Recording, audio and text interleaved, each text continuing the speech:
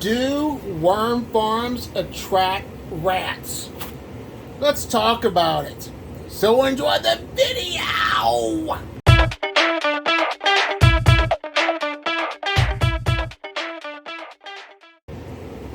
Well, hello. Let's take a look at my red wiggler and blue worms first in this worm bin. When it comes to rats, yes, you could get rats or mice into your worm farm. And it depends exactly where you live and what you have inside of your worm farm. So first of all, you need to let me know exactly where do you live and where do you keep your worms at? Are they outside? Because if they're outside, like I said, yes, most definitely you will get rats inside of your worm farms.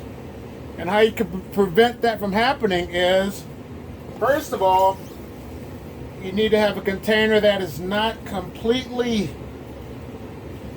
able to allow worms in, such as like my this Rubbermaid tote. Worms have mice do have the potential to chew through things, but if you have a nice lid on your container, it will help prevent and reduce the chances of mice getting into your worm bins. And another thing that I have noticed is that some people have so much food inside of their worm bin that can cause a problem. So like I say in my other videos, always feed less. And also, if you put meat and dairy into your worm bins, there is a good chance outside that you could attract rodents such as mice and rats. But the best thing for you to do is to have it in like a still galvanized container. And that way you can help to reduce the mice from getting into your worm farm. And also, excuse me, keep your area tidy so that can help to eliminate mice or rats. But in this bin right here, I am going to give them some watermelon. So let me put some dry bedding down. Alright, I got a few corrugated eggshell cartons down to help with the moisture. But this was frozen. It's not completely thawed out yet, but it's gonna thaw out. And the brown paper, or not the brown paper, yeah, the brown paper in there, and also these egg cartons are going to absorb the moisture. So let me give them a couple more rinds. If you break things up, it'll help it break down faster. So I'm gonna put that like that.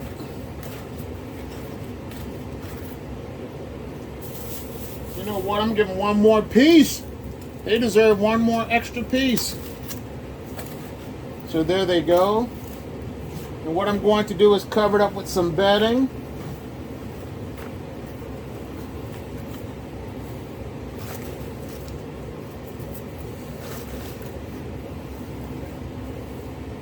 And call this one good to go. So now it's time to go look at my Euros. I had to stop and come back to my red wiggler and blue worm bin for a second because I think I'm a little bit OCD-ish. So on a scale of 1 to 10, I give you permission to tell me what you think my OCD issue could be. OCD, but I had to add a little moisture. I don't know, that's a little extra moisture to my bedding. You know, once again, I give you permission to rate my OCD issue on a scale of 1 to 10, with 1 being a little and 10 being a lot. So now, let me go look at the Euros. All right, this is my first batch of the Euros.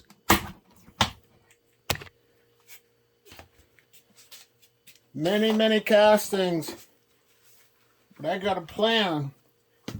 This bin right here, I am going to get ready to harvest these castings and put fresh bedding in. So let me show you what I'm about to do. I'm going to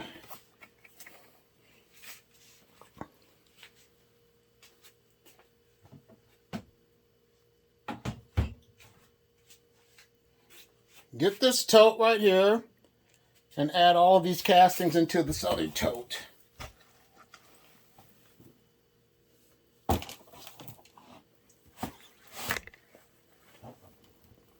Because they need fresh bedding. If you're not happy, no one's going to be happy because they're doing all the work. I got to get my other glove on, peeps. Let me throw my other gloves on. Other gloves so I can speed up the process.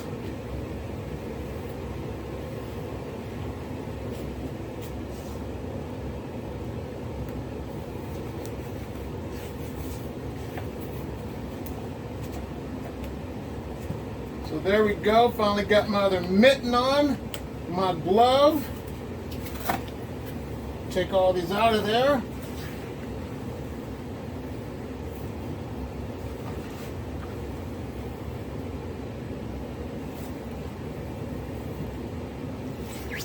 A lot of worms in here.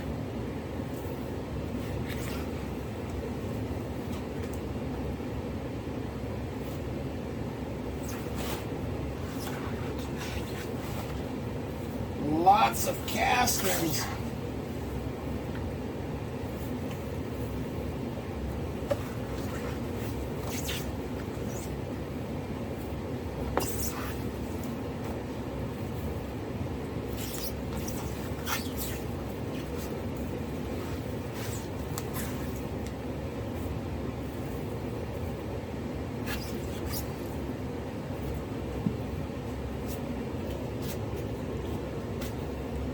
All right, let me add some new bedding. I'm going to show you the bait method that I'm going to do to get my worms out of this other bin with all the castings.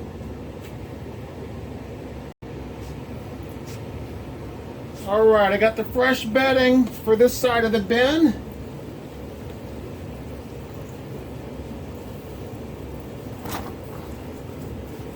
It's cardboard and shredded up paper. Consistency of a wrung out sponge.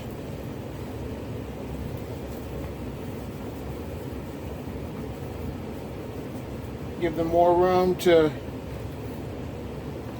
have a clean living environment. Got to keep your house clean. But there's not going to be as many Europeans in this bin for now because I have to harvest those castings and migrate them over. But still, I'm going to give them some watermelon right here.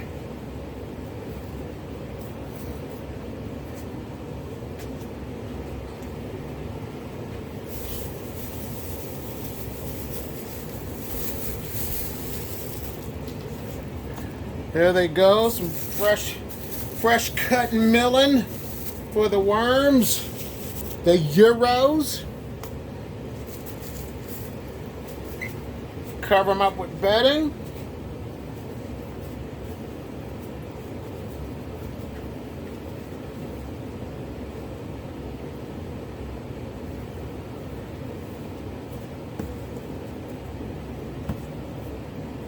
There they go. They should be good to go.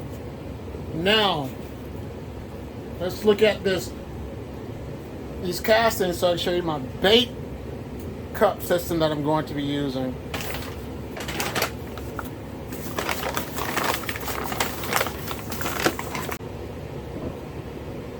All right, here's my other bin with the Euros.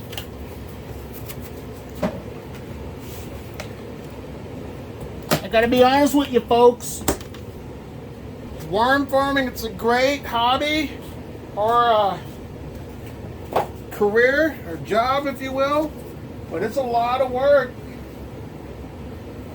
Like, look at all these castings I got in this bin here.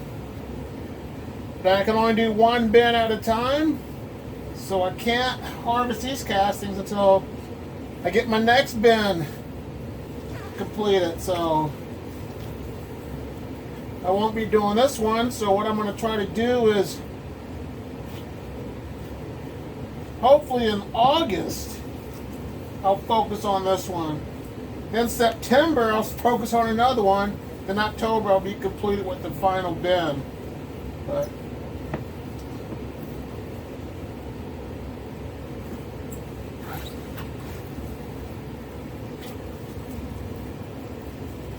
like I said, these are my Euros. There's a few in there. Gotta look for them, but when you have all these castings in there, it's hard to find these bad boys. It's hard to find them when you got so many castings.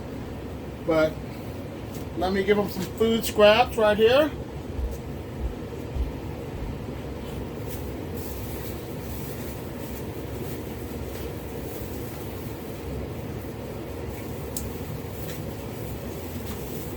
I put it on top because the cold. There they go. Let me cover them up.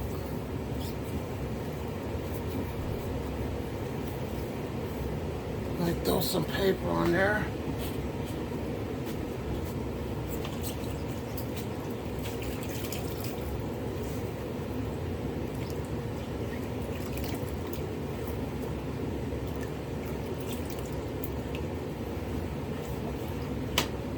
Call this one good to go.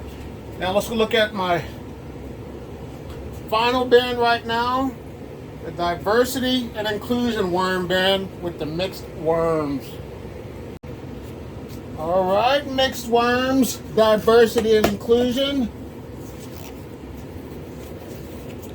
But as you can see, all these castings are being done about the same time frame. So like I said, you gotta schedule your dates to make sure you harvest your castings. And you should do them at least every 3 to 4 months to keep your worm bin healthy. But how often do you do yours? Leave it in the comments box below, because I would like to know and other people would like to know. But there they go. Let me give them some food scraps.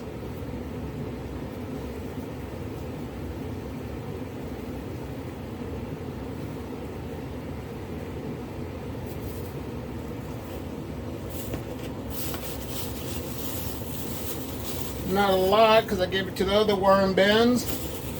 But it's a little bit of morsels to stimulate them.